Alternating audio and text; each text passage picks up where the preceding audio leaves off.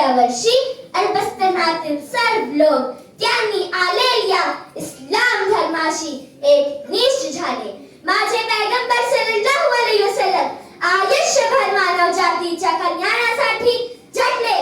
समाजाला रूढी परंपरेच्या तसेच अंधविश्वासाच्या गर्तेतून बाहेर काढून जागरूक करण्याचा प्रयत्न केला.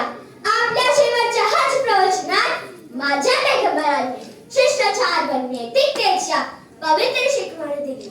म्हणूनच संयुक्त राष्ट्र संघाने याची दखल घेत प्रत्येक मानवाला समानतेचे हक्क मान्य केले आहे. माझे पैगंबर सल्लल्लाहु अलैहि वसल्लम उम्मी होते, म्हणजेच कोणत्याही शिक्षकाने किंवा शाळेने त्यांनी लिहिणे वाचणे शिकवले नव्हते.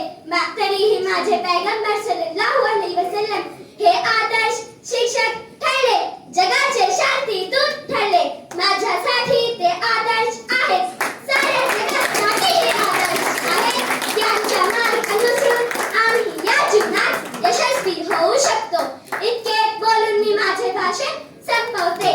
मी आपल्या समोर दोन ओळी सांगते की मोहम्मद से वफा तूने तो हम तेरे हैं, कि मोहम्मद से वफा तूने तो हम तेरे हैं, ये जहां चीज है क्या लौह कलम तेरे हैं. याचा अर्थ असा आहे की माझ्या पैगंबरांनी शिष्टाचार, माझ्या पैगंबरांनी निष्ठा व प्रेम असेल तर हे जग काय, या जगातील सर्व काही तुमच्याच आहे. वाखरुद्दावाना अनिल हम्दुलिल्लाह रब्बिल आलमीन.